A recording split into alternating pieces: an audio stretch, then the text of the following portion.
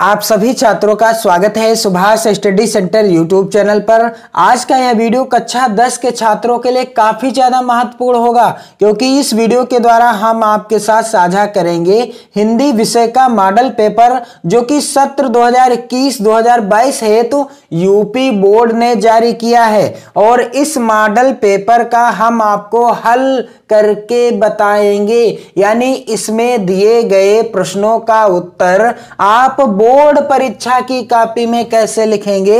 यानी बोर्ड की परीक्षा जब होगी उसमें आपसे इसी तरह के जब प्रश्न पूछे जाएंगे तब आप इसी तरह के, यानी थोड़ा सा तो बदलाव होगा ही प्रश्नों में, परंतु आप इस तरह के जो प्रश्न होंगे इनका उत्तर आपको लिखना कैसे है इस वीडियो में हम आपको सब कुछ बताने वाले हैं। तो यदि आपने अभी तक चैनल को सब्सक्राइब ना किया हो तो चैनल को सब्सक्राइब कर लें और बेल आइकन को भी जरूर दबाएं तथा वीडियो को अपने मित्रों में ज्यादा से ज्यादा शेयर करें, ताकि आपके साथ साथ आपके मित्रों को भी लाभ पहुंचता रहे। तो चलिए स्टार्ट करते हैं। यहां पर आप देख सकते हैं मॉडल पेपर का यहां पर जो समय है 3 घंटे 15 मिनट, जो कि आपकी बोर्ड परीक्षा होगी उसका भी समय यही रहेगा 3 घंटे 15 मिनट, पूर्णांक 70 रहेगा। और यहां पर प्रारंभ के 15 मिनट परीक्षार्थियों को प्रश्न पत्र पढ़ने के लिए निर्धारित हैं, कुछ इस तरीके से लिखा रहेगा। और पहला प्रश्न यहां पर मॉडल पेपर का है,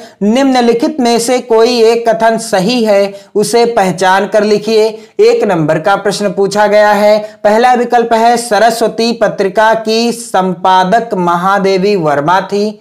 दूसरा विकल्प है क्या भूलूं क्या याद करूं हरिवंश राय बच्चन की आत्मकथा है। तीसरा विकल्प है राम विलास शर्मा कवि के रूप में प्रसिद्ध हैं। और चौथा विकल्प है मैला आंचल कहानी विधा की रचना है। तो राइट आंसर क्या हो जाएगा यहां पर? पहला जो दिया गया है सरस्वती पत्रिका की संपादक महादेवी वर्मा थी, बिल्कुल गलत है, क्योंकि सरस्वती पत्रिका का संपादन द्विवेदी युग में किसने किया? महावीर प्रसाद द्विवेदी जी ने किया था सन 1903 ईस्वी में। यह चीज आप ध्यान दीजिएगा। दूसरा ऑप्शन है क्या भूलूं क्या याद करूं हरिवंश राय बच्चन की आत्मकथा है, बिल्कुल राइट आंसर। और इसका उत्तर आप इस तरीके से लिखिएगा। तो यहां पर आपको क्या डालना है? हेडिंग प्रश्नोत्तर नंबर 1 का, और 1 का यहां पर आप कौन सा जो है देखेंगे विकल्प, जो भी सही होगा उस नंबर को डाल देंगे। यहां पर दूसरा सही है इस मॉडल पेपर के हिसाब से,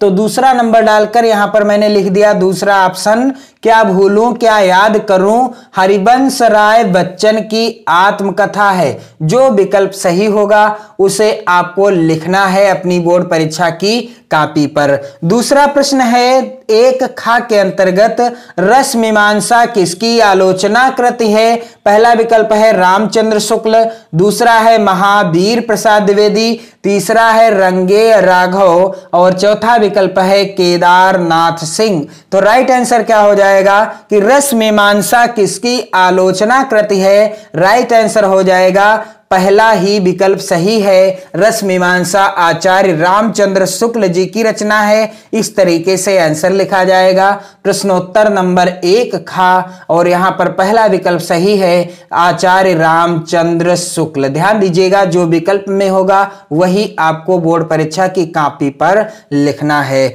अगला जो है यहां पर प्रश्न आप देख सकते हैं 1 गा के अंतर्गत निम्नलिखित में से किसी एक रचना की लेखक का नाम लिखिए। यहां पर पहला विकल्प है अथाह सागर, दूसरा है अर्धनारीश्वर, तीसरा है मेरी असफलताएं और चौथा है लहरों के राजहंस। तो यहां पर आपको क्या करना है कि यहां पर 4 विकल्प दिए गए हैं, यानी 4 रचनाएं दी गई हैं, आपको किसी एक के लेखक का नाम लिखना है। तो मैंने यहां पर इस प्रश्न के उत्तर में चौथे नंबर पर जो रचना दी गई है लहरों के राजहंस, इस रचना के लेखक का नाम यहां पर आपको बताने का प्रयास किया है। प्रश्न उत्तर नंबर 1 गा, और यहां पर चौथी रचना है लहरों के राजहंस, जिसके लेखक कौन हैं? मोहन राकेश। अगला जो प्रश्न पूछा गया है 1 घा के अंतर्गत, यह भी बहुविकल्पी है, गेहूं और गुलाब किसकी रचना है। पहला विकल्प है रामवृक्ष बेनीपुरी, दूसरा है महादेवी वर्मा, तीसरा है रामविलास शर्मा और चौथा विकल्प है मुंशी प्रेमचंद। तो गेहूं और गुलाब किसकी रचना है? राइट आंसर हो जाएगा पहला। और कैसे लिखा जाएगा इस प्रश्न का उत्तर? यहां पर आप देख सकते हैं, आपको लिखना है प्रश्नोत्तर नंबर 1 घ, और यहां पर पहला ऑप्शन सही है इसलिए पहला नंबर डालना है। और पहला जो ऑप्शन है राम वृक्ष बेनीपुरी, पहला ऑप्शन क्या है? राम वृक्ष बेनीपुरी, अर्थात जो गेहूं और गुलाब रचना है यह किसकी रचना है? राम वृक्ष बेनीपुरी जी की रचना है। अगला यहां पर प्रश्न आप देख सकते हैं, एक अंगा के अंतर्गत पूछा गया है, त्याग पत्र किस विधा की रचना है? पहला ऑप्शन है उपन्यास, दूसरा ऑप्शन है कहानी, और यहां पर आप देख सकते हैं तीसरा ऑप्शन यहां पर आपको मिलेगा नाटक, और चौथा ऑप्शन क्या है? एकांकी। तो सही उत्तर क्या हो जाएगा कि त्याग पत्र किस विधा की रचना है? राइट आंसर हो जाएगा उपन्यास। त्याग पत्र जैनेन्द्र कुमार जी का कौन सी विधा पर आधारित रचना है? उपन्यास विधा पर आधारित रचना है। यहां पर आप देख सकते हैं पहला विकल्प सही है, और इसका उत्तर आपको इस तरीके से लिखना है।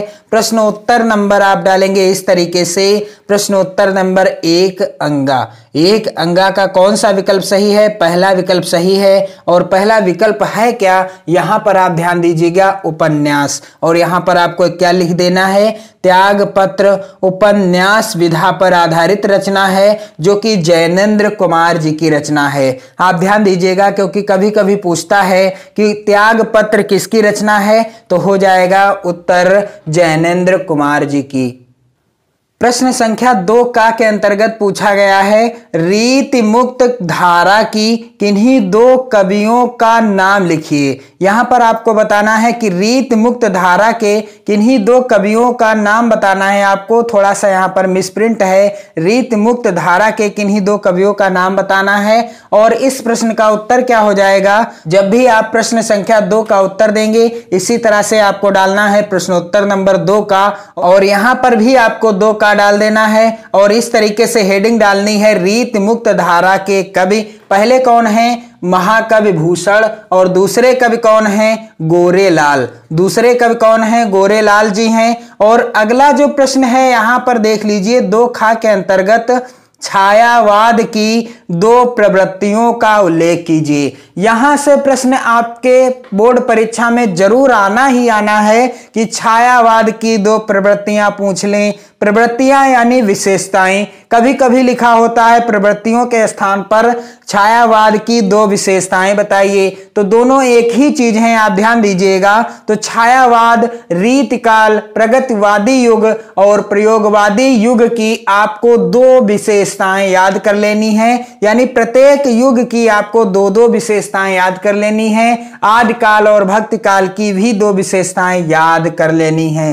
बिल्कुल आसान तरीके से आपको मैंने बताने का प्रयास किया है इन युगों की विशेषताओं को, क्योंकि यहां से प्रश्न जरूर बनते हैं। मॉडल पेपर के द्वारा भी हल करके आपको बताया है। आप उन मॉडल पेपर से संबंधित वीडियो चैनल की प्लेलिस्ट में देख सकते हैं, और आप चैनल के साथ जुड़कर विधिवत तैयारी कर सकते हैं यूपी बोर्ड परीक्षा 2022 की। तो इस प्रश्न का उत्तर क्या हो जाएगा कि छायावाद की 2 प्रवृत्तियों का उल्लेख कीजिए। कैसे लिखेंगे इसका उत्तर?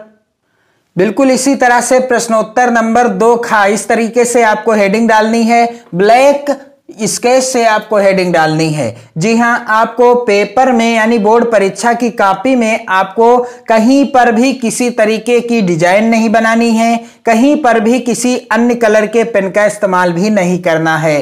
काला पेन और नीला पेन, ब्लैक और ब्लू पेन का इस्तेमाल करेंगे, स्केच का इस्तेमाल करेंगे। और लाइन खींचने के लिए, बिल्कुल सीधी लाइन खींचने के लिए स्केल का भी इस्तेमाल आप कर सकते हैं। और यहां पर इस प्रश्न का उत्तर जब भी आप लिखेंगे छायावाद की 2 विशेषताएं या प्रगतिवाद की 2 विशेषताएं या रीतकाल की 2 विशेषताएं या आदिकाल की 2 विशेषताएं या भक्तिकाल की 2 विशेषताएं, तो इस तरीके से हेडिंग भी आपको डाल देना है। यहां पर प्रश्न में पूछा गया है छायावाद की 2 प्रवृत्तियों का उल्लेख कीजिए, तो उत्तर में आपको हेडिंग डालना है छायावाद की 2 प्रवृत्तियां। छायावाद की 2 प्रवृत्तियां यहां पर होगा, प्रवृत्तियों नहीं होगा। छायावाद की 2 प्रवृत्तियां, सबसे पहली प्रवृत्ति यानी विशेषता क्या है? है रहस्यवादी भावना।